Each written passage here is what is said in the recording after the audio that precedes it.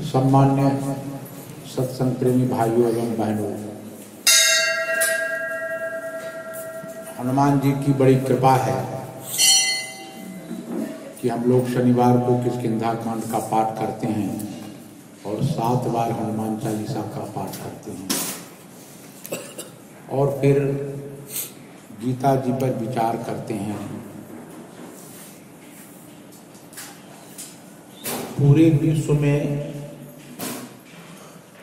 सनातन धर्म का जो यह ग्रंथ है श्रीमद् भगवद गीता, यह मान्य है। जितने विश्व के दार्शनिक हुए हैं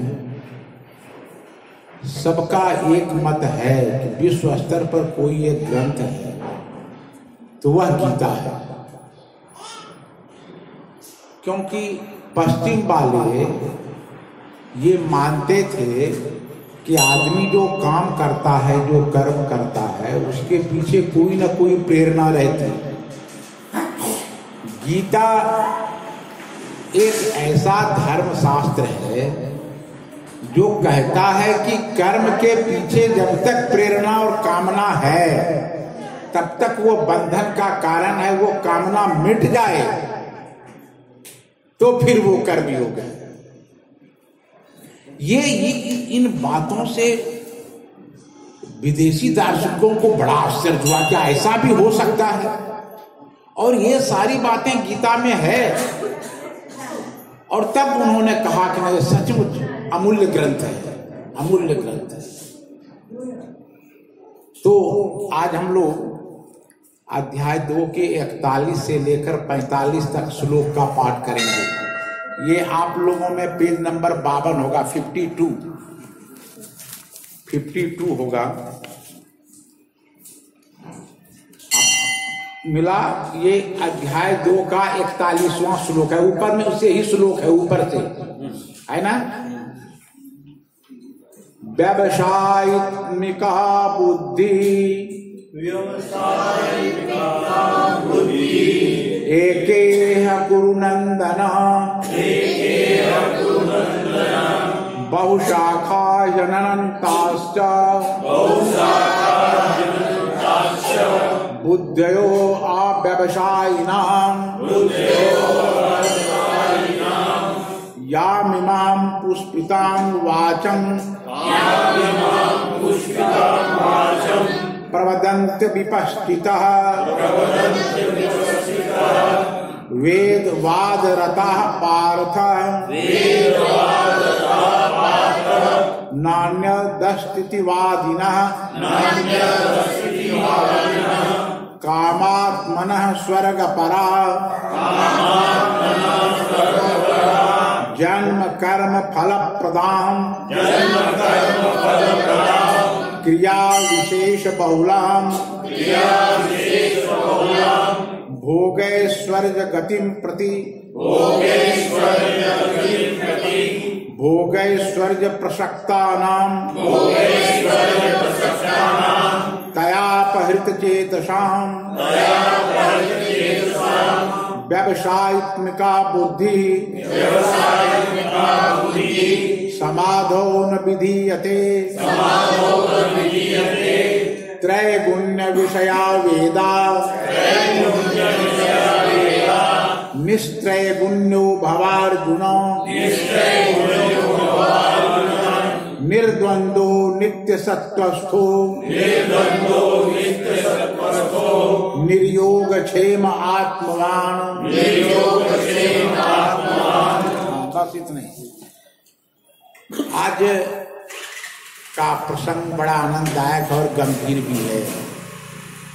इसलिए जब गीता आरंभ हो ना तो थोड़ा सा थोड़ी गंभीरता अपेक्षित है।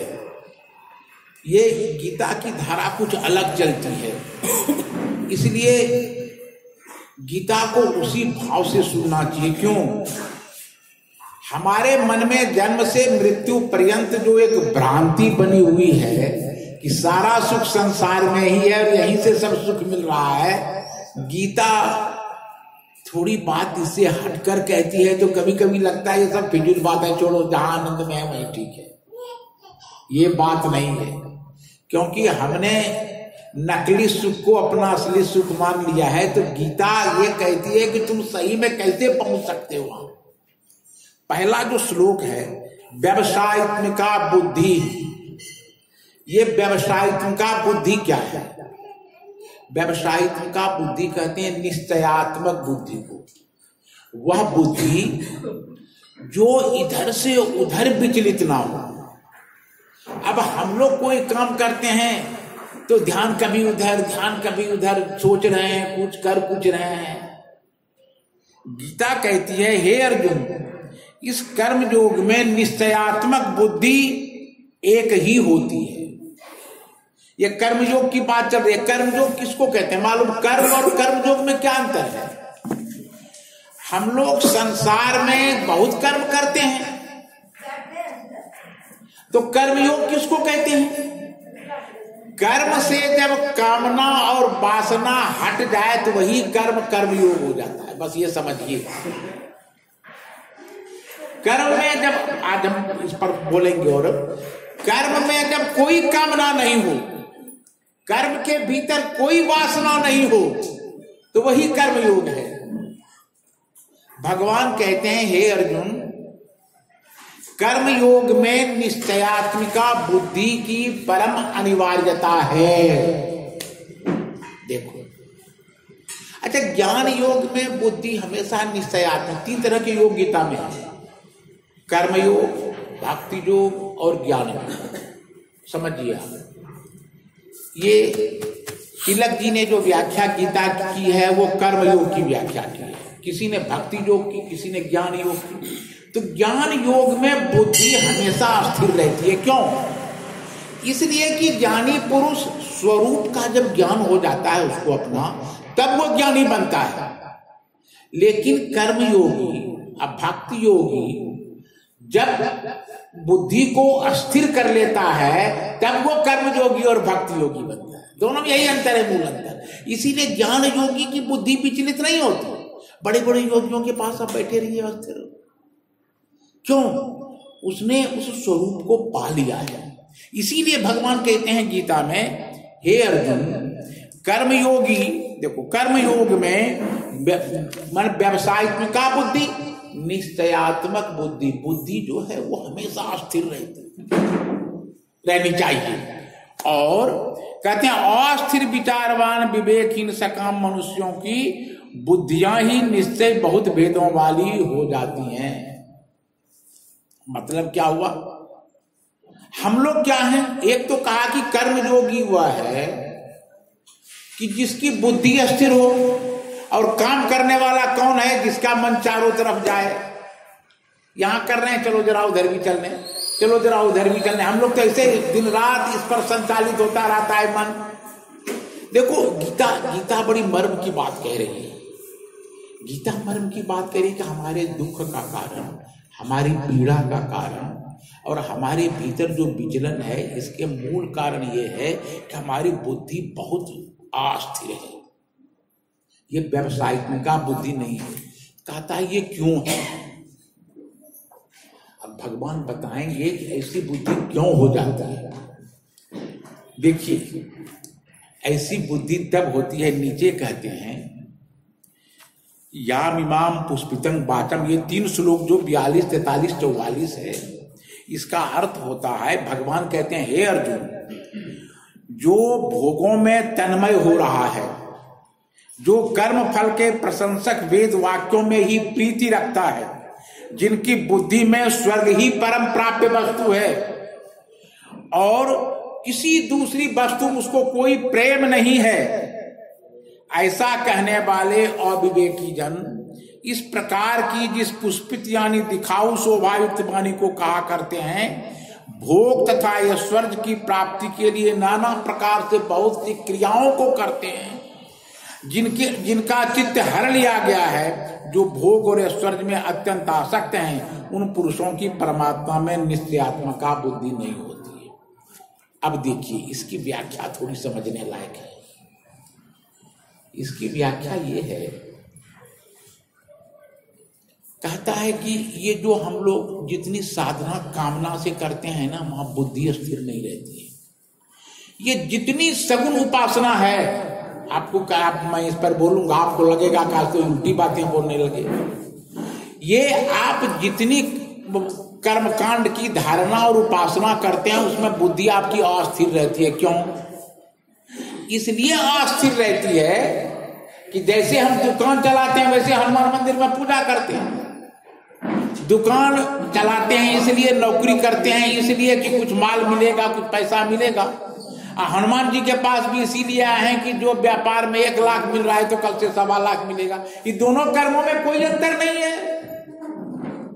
गीता कहती है तुम दुकान चलाओ कि हनुमान मंदिर आओ, तुम सुंदरकांड का पाठ पढ़ो, कोई अंतर नहीं है, क्योंकि उद्देश्य तो तुम्हारा एक ही है।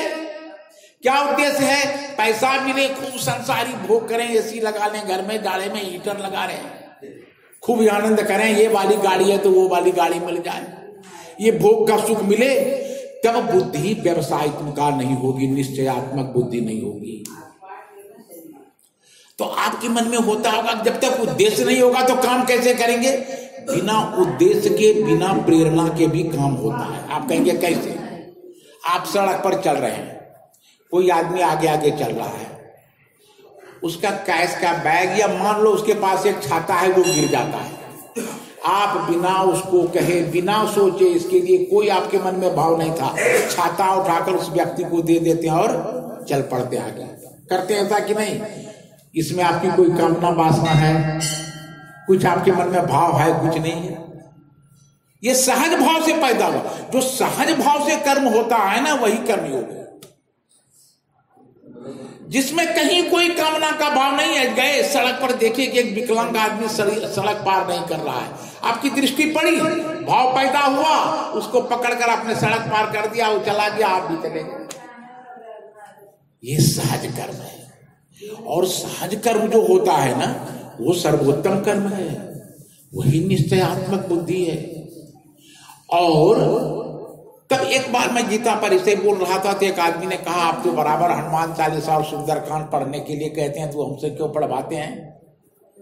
मैंने कहा इसलिए पढ़वाते हैं कि अंत में सगुण उपासना भी वहीं जाकर रुकती है। कहां जाकर रुकती है? अंत में आपके भीतर के सारे मांगने के भाव मिट जाएंगे।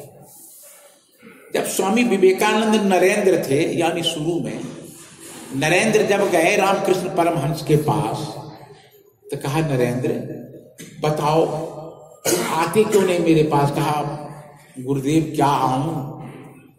मैंने कथा वो कही थी जब गए थे, मेरे घर में रोटी नहीं है, परिवार को भोजन तक नहीं मिलता। पिताजी जब से मर गए ना, मेरे घर की हालत बहुत खराब है, रात दिन उसी चिंता में रहता हूं। और आपको जानकर आश्चर्य होगा कि स्वामी विवेकानंद उतने बड़े आदमी हो गए थे, उतने बड़े, मृत्यु के 1 साल पहले तक उनके घर का झगड़ा था, वो केस लड़ने के लिए हाईकोर्ट जाते थे। आपको जान के आश्चर्य होगा, ऐसी स्थिति थी। तो गुरुदेव ने कहा कि तुम बहुत रोज तंग करता है नरेंद्र, एक दिन माँ को जाके क्यों नहीं कहता? जाओ माँ को कहो। कहा आप ही गुरुदेव का जो मुझे क्यों? कहा तुम जाओ तो आज। रामकृष्ण परमहंस ने भेजा, नरेंद्र गए तो एकदम प्रत्यक्ष देखा देवी को, हतप्रभ हो गए, इतना आनंद मिला, इतना आनंद मिला, एकदम नाचते हुए बाहर निकले। कहा और नरेंद्र आओ, मांग लिया? माँ ने दे दिया ना, सारी व्यवस्था हो गई ना? कहा नहीं प्रभु कुछ नहीं हुआ। कहा क्यों? कहा गए कि माँ का वो दिव्य रूप मैंने देखा। तो कहा भूल ही गया क्या मांगना और क्या सोचना, सब खत्म हो गया। इस तरह आनंद की वर्षा हुई महाराज, सब खत्म हो गया। कहा फिर दोहरा के जाओ। फिर दोहरा के गए, माँ इस बार और दिव्य रूप में प्रकट हो गई दक्षिणेश्वर में। इस बार तो नरेंद्र और सब कुछ भूल गए। कहा क्या अखंड आनंद है।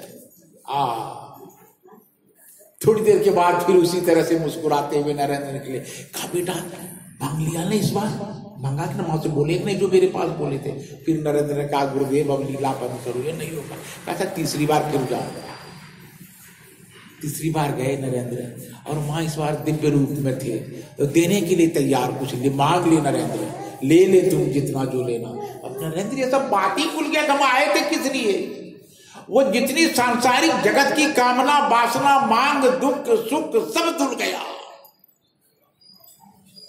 नरेंद्र आकर गुरु के चरणों में गिर पड़े। प्रहलाद के सामने भगवान नरसिंह जब प्रकट हुए ना, कहा मांग बेटा प्रहलाद मांग। कहा प्रभु अब मांग अब भी शेष रहा कुछ, अब क्या मांग, खत्म। ये दिव्यता है। मैं इसलिए कहता हूं कि सुंदरकांड पढ़ो और हनुमान मंदिर जाओ, एक ऐसी स्थिति आपके जीवन में उतरेगी ना कि आप तब महाराज हो जाएंगे। आपको मांगना ही आपके भीतर का बढ़ जाएगा। अरे एक गंगा के किनारे का सेवक जो बेचारा 2-4 रुपया कमाता था और परिवार चलाता था, और भगवान राम से मुलाकात हो गई, उस पार गया और पहले क्या कहा कि केवट, अब देखो भगवान राम से दुनिया मांगती है। पूरी राम कथा में केवट प्रसंग ही ऐसा है जहां से मांगी शब्द से शुरू होता है। मांगिना वना केवटियाना।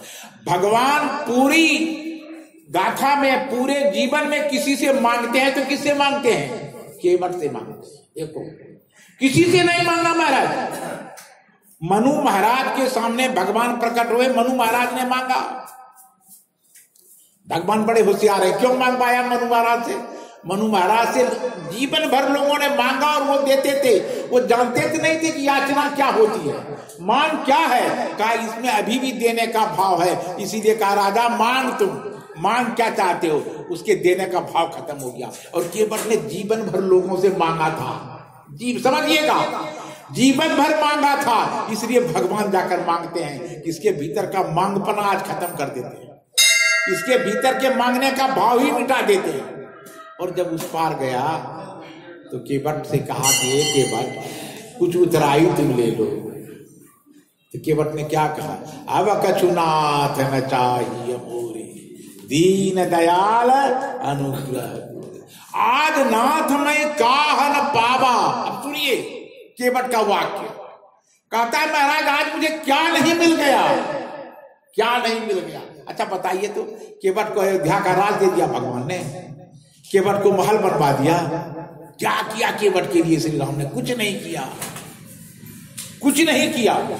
लेकिन ईश्वर के दर्शन से अगर आपके मन में यह भाव है कि मेरा 2 BHK समुद्र सोसाइटी हो जाएगी, या महल बन जाएगा, 4 कार 5 गाड़ी हो जाएगी, तो आपका तो फिर वही व्यवसाय तुमका नहीं, वो नहीं होता है। ये भाव ही, ये कामना ही दुख का कारण है। वही भीतर से मिट जाता है,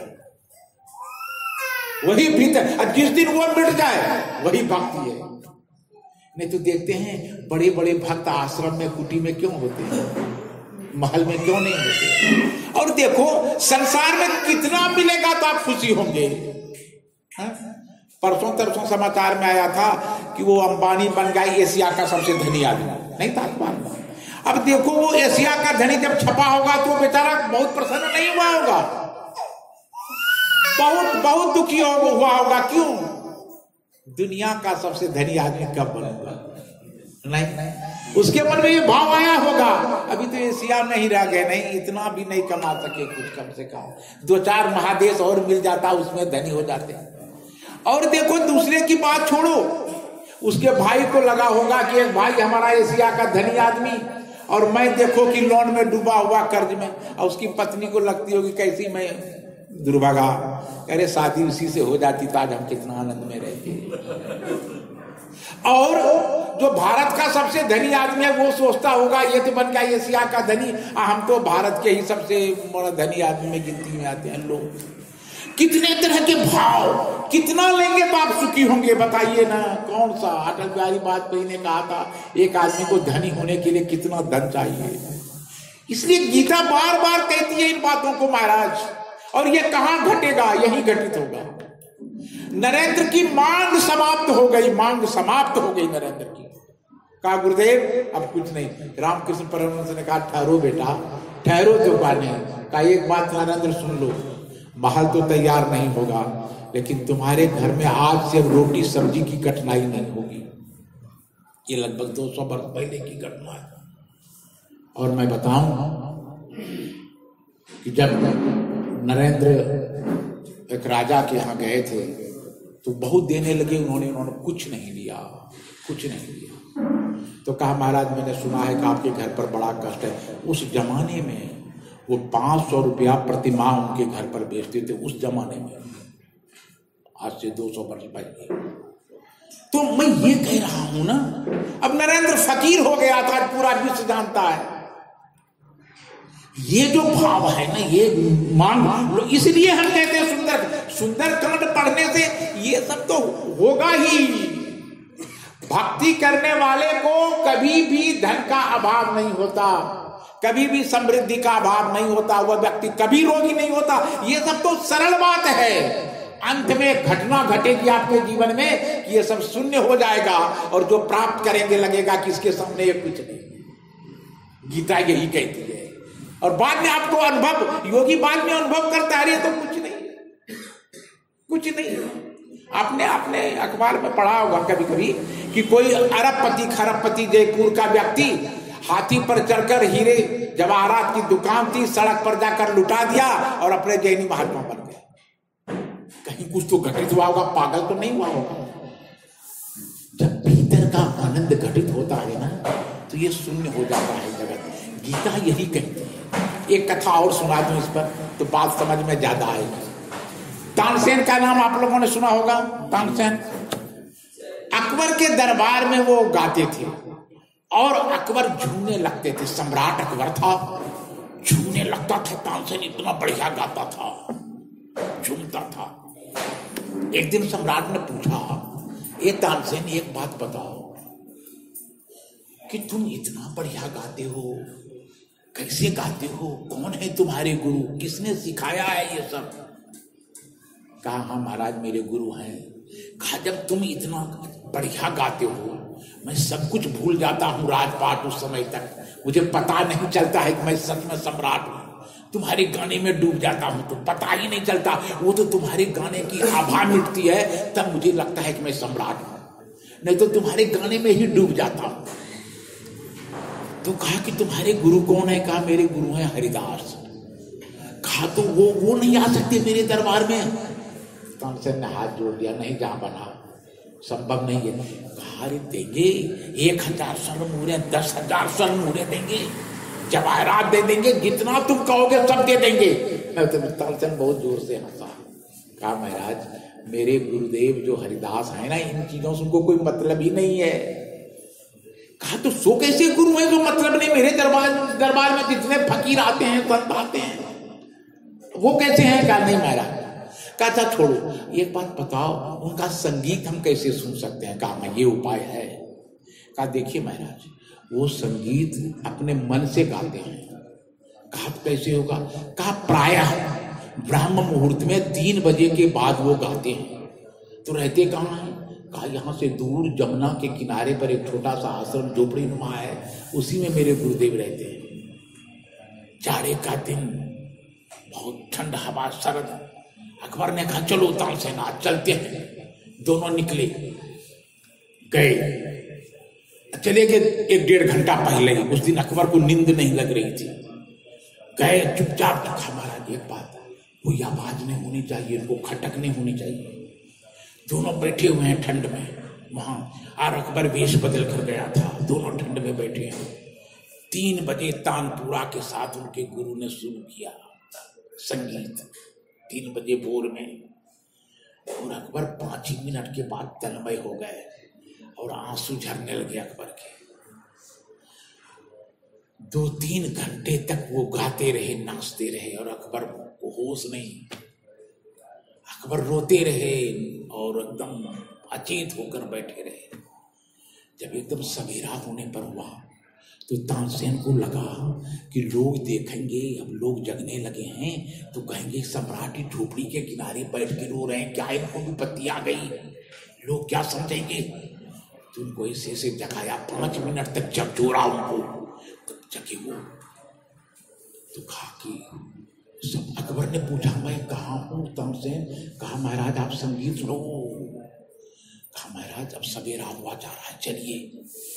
तो अकबर लौटे उस संगीत की आभा से और चलने लगे। 5-10 मिनट तानसेन पकड़ कर ले चले। रास्ते में पूछा अकबर ने तानसेन से, तानसेन एक बात बताओ, तुम अपने गुरु जैसा क्यों नहीं गाते हो? जैसा ये गाते हैं तो सचमुच तुम्हारे गुरु हैं। एक तो मैं तुम्हारे ही संगीत में डूब जाता था और तुम्हारे गुरु ऐसे गाते हैं, क्या कहना है, तुम ऐसा क्यों नहीं गाते हो? तानसेन ने कहा, जहां बना मैं आपके दरबार में कुछ पाने के लिए गाता हूं, इन्होंने कुछ पा लिया है तब गा रहे हैं। दोनों में यही अंतर है, इन्होंने पा लिया है तब ये गा रहे हैं और हम अभी भी गा रहे हैं कि कुछ मिलेगा जहां बना से। दोनों में यही अंतर है महाराज। इनको कुछ नहीं चाहिए, कुछ नहीं चाहिए, इसलिए झोपड़ी में गाते हैं, नाचते हैं, आनंदित। कहा ये कैसे होता है? क्या महाराज एक बात बताओ, देखो सवेरे में ये चिड़िया गाछ पर कलरव कर रही है ना, आप बताओ ये क्यों इतनी अच्छी आवाज इसकी है? क्योंकि उसी में उसको आनंद है। ये हवा बह रही है, तानसेन ने कहा, बताओ हवा किस कारण से बह रही है? क्योंकि बहने में इसको आनंद है। देखो सूरज पूरब की तरफ उगने वाला है, सूरज क्यों आता है? उसको आने में आनंद है, उसको जगत को प्रकाश, कोई कारण नहीं होता महाराज। और जब अकारण काम होता है तब मेरे गुरु जैसा होता है। जब भीतर में वो प्राप्त हो जाता है तब संगीत मेरे गुरु के जैसा फूटता है। और जब पाने के लिए कोई गाता है तब कोई तानसेन बन के गाता है किसी दरबार में। इनको दरबार से क्या लेना देना महाराज, क्या लेना? यही है गीता। जब काम आपका उसी भाव से होने लगे तानसेन के गुरु की तरह, तो समझो आपके भीतर सुंदर कांड घटित हो गया, आपके भीतर गीता घटित हो गई। गीता वहां पहुंचाती है, गीता का वही भाव है। गीता कह रही है हमेशा, हे मनुष्य, अरे जिसे तुम आनंद और सुख मान रहे हो तो अभी सुख है, 1 घंटे में दुख में बदल जाए। बहुत सुंदर, बहुत अच्छा हुआ, हमारे बेटे को 5 लाख की नौकरी लग गई, घर कितना अच्छा बन गया, ये अच्छा। आज एक समारोह होना है और छत पर चढ़े हुए हैं उम्रदराज आदमी, छत से फिसल गए, गिर गए, डॉक्टर के यहाँ करा रहे हैं, सारा आनंद चला गया, समारोह भी रुक गया कि पिताजी तो छत से गिर गए। अब देखो ये जो सुख था क्षण भर में दुख में बदल गया कि नहीं? सांसारिक सुख ऐसे ही महाराज। और वो जो गीता का आनंद है, यही गीता कहती है, जब तक तुम्हारे कर्म में कामना है, जब तक तुम्हारे कर्म में वासना है नहीं, और जब तक हनुमान जी से मांगना है, तब तक नौकरी करो कि हनुमान मंदिर में आओ, व्यवसाय करो और हनुमान मंदिर में आओ, दोनों बराबर डिमांड दोनों जगह है। वहां डिमांड है ग्राहक से मिल जाए, यहाँ डिमांड है कि चलो सुंदर कांड पाठ करेंगे तो कुछ कल से ज्यादा कुछ आनंद मिल जाएगा, रोगी बीमारी हट जाएगा, पैसा मिल जाएगा। दोनों बात तो एक ही हुई, एक ही बात। प्रार्थना जब स्वतः होने लगे, प्रार्थना भी ये होगा कैसे? आप कहेंगे आप खाली भाषण देते, होगा कैसे? होगा ऐसे कि बैठ करके कभी तन्मयता पूर्वक गाओ, सुंदर कांड ही पढ़ो तो तन्मयता पूर्वक गाओ। ये नहीं कि पढ़ना है क्या होगा,